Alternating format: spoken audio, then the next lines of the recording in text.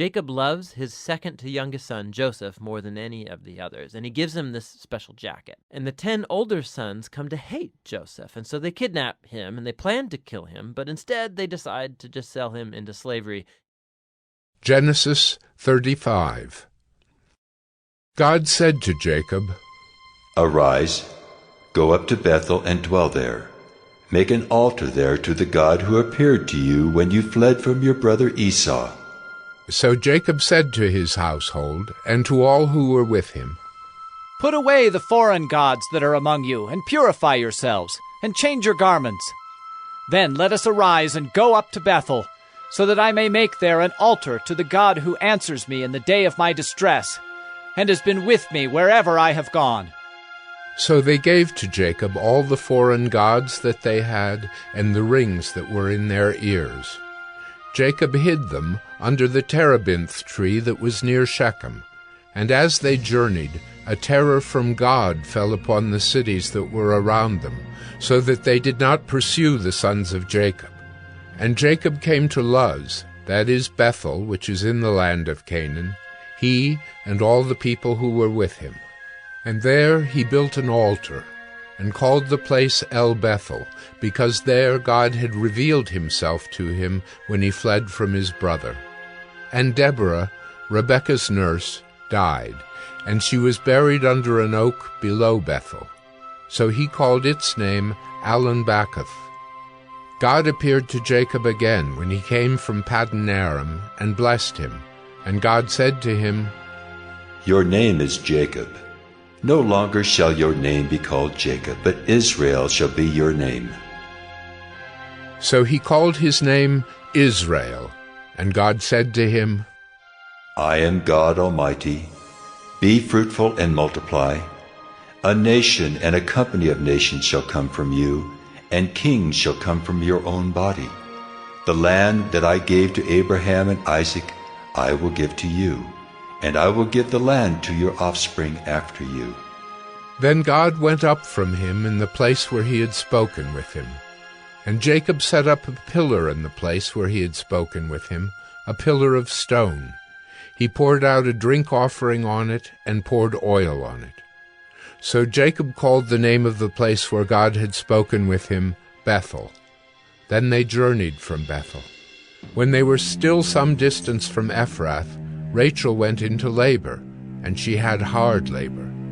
And when her labor was at its hardest, the midwife said to her, "Do not fear, for you have another son." And as her soul was departing, for she was dying, she called his name Ben-Oni, but his father called him Benjamin. So Rachel died, and she was buried on the way to Ephrath, that is, Bethlehem. And Jacob set up a pillar over her tomb. It is the pillar of Rachel's tomb, which is there to this day. Israel journeyed on, and pitched his tent beyond the Tower of Eder. While Israel lived in that land, Reuben went and lay with Bilhah, his father's concubine. And Israel heard of it. Now the sons of Jacob were 12, the sons of Leah, Reuben, Jacob's firstborn, Simeon, Levi, Judah, Issachar, and Zebulun. The sons of Rachel, Joseph and Benjamin. The sons of Bilhah, Rachel's servant, Dan and Naphtali. The sons of Zilpah, Leah's servant, Gad and Asher. These were the sons of Jacob who were born to him in Paddan Aram. And Jacob came to his father Isaac at Mamre, or Kiriath Arba, that is, Hebron, where Abraham and Isaac had sojourned. Now the days of Isaac were 180 years, and Isaac breathed his last, and he died and was gathered to his people, old and full of days. And his sons Esau and Jacob buried him. Genesis 36. These are the generations of Esau, that is, Edom. Esau took his wives from the Canaanites, Adah, the daughter of Elon the Hittite, Aholibamah, the daughter of Anah, the daughter of Zibeon the Hivite, and Basemath, Ishmael's daughter, the sister of Nebaioth. And Adah bore to Esau Eliphaz. Basemath bore Reuel, and Aholibamah bore Jeush, Jalem, and Korah. These are the sons of Esau who were born to him in the land of Canaan. Then Esau took his wives, his sons, his daughters, and all the members of his household, his livestock, all his beasts, and all his property that he had acquired in the land of Canaan. He went into a land away from his brother Jacob, for their possessions were too great for them to dwell together. The land of their sojournings could not support them because of their livestock. So Esau settled in the hill country of Seir. Esau is Edom. These are the generations of Esau, the father of the Edomites in the hill country of Seir. These are the names of Esau's sons: Eliphaz, the son of Adah, the wife of Esau; Reuel, the son of Basemath, the wife of Esau. The sons of Eliphaz were Teman, Omar, Zepho, Gatam, and Kenaz. Timnah was a concubine of Eliphaz, Esau's son. She bore Amalek to Eliphaz. These are the sons of Adah, Esau's wife. These are the sons of Reuel: Nahath, Zerah, Shammah, and Mizah. These are the sons of Basemath, Esau's wife. These are the sons of Aholibamah, the daughter of Anah, the daughter of Zibeon, Esau's wife. She bore to Esau Jeush, Jalem, and Korah.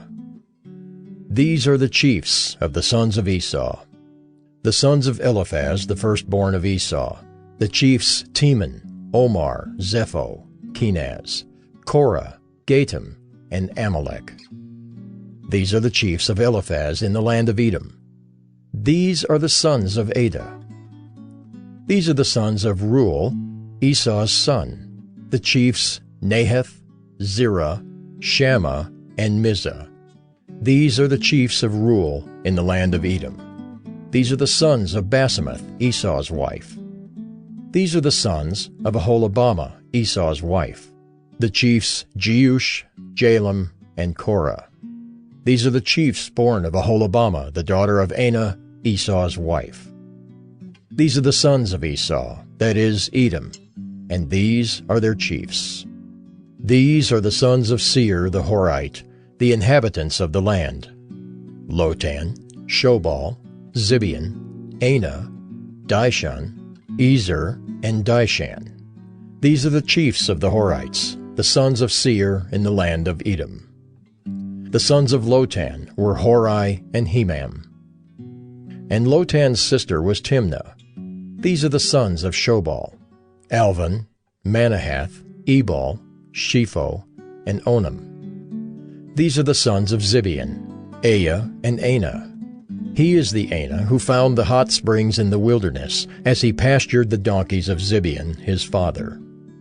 These are the children of Anah: Dishon and Aholibamah, the daughter of Anah. These are the sons of Dishon: Hemdan, Eshban, Ithran, and Kiran. These are the sons of Ezer: Bilhan, Zaavan, and Achan. These are the sons of Dishan: Uz and Aran. These are the chiefs of the Horites, the chiefs Lotan, Shobal, Zibeon, Anah, Dishon, Ezer, and Dishan.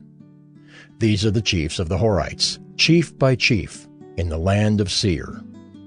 These are the kings who reigned in the land of Edom before any king reigned over the Israelites. Bela, the son of Beor, reigned in Edom, the name of his city being Dinhabah. Bela died, and Jobab the son of Zerah of Bozrah reigned in his place. Jobab died, and Husham of the land of the Temanites reigned in his place. Husham died, and Hadad the son of Bedad, who defeated Midian in the country of Moab, reigned in his place, the name of his city being Avith. Hadad died, and Samlah of Masrekah reigned in his place. Samlah died, and Shaul of Rehoboth on the Euphrates reigned in his place. Shaul died, and Baal-Hanan the son of Achbor reigned in his place. Baal-Hanan the son of Akbor died, and Hadar reigned in his place, the name of his city being Pau. His wife's name was Mehetabel, the daughter of Matred, daughter of Mezahab. These are the names of the chiefs of Esau, according to their clans and their dwelling places, by their names. The chiefs Timnah, Alva, Jetheth, Aholibamah, Elah, Pinon, Kenaz, Teman, Mibzar, Magdiel, and Iram. These are the chiefs of Edom, that is, Esau, the father of Edom, according to their dwelling places in the land of their possession. Genesis 37.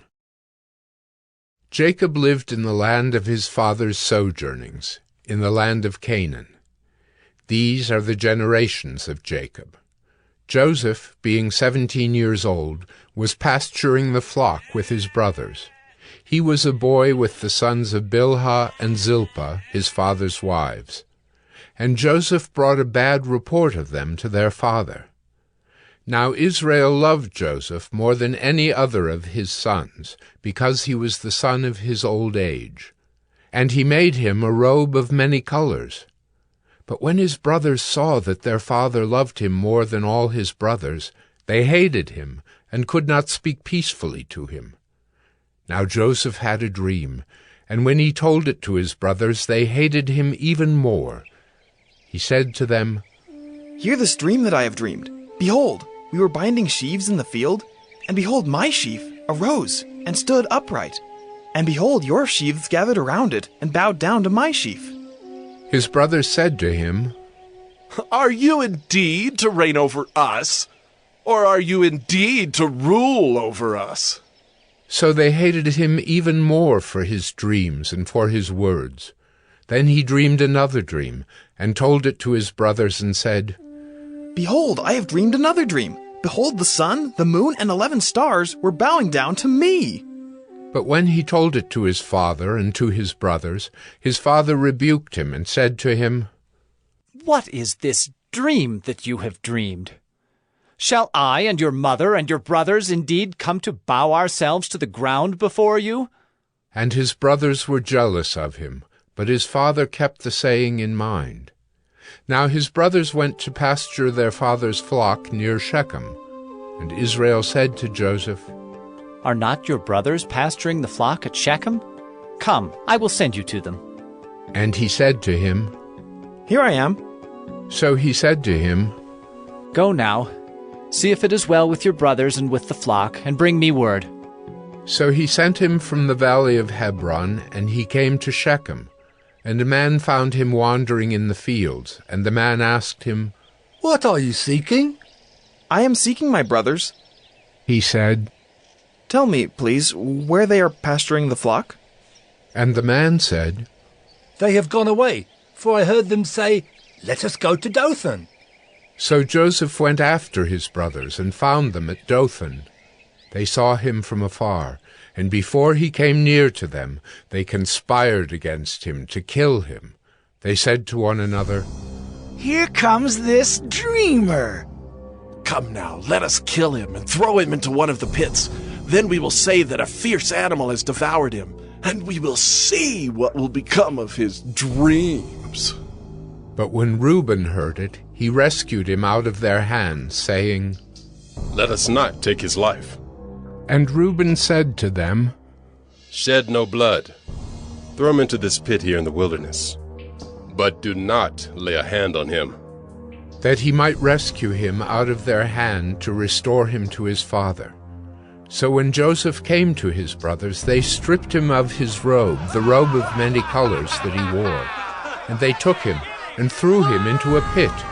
The pit was empty. There was no water in it. Then they sat down to eat. And looking up, they saw a caravan of Ishmaelites coming from Gilead, with their camels bearing gum, balm, and myrrh, on their way to carry it down to Egypt. Then Judah said to his brothers, "What profit is it if we kill our brother and conceal his blood?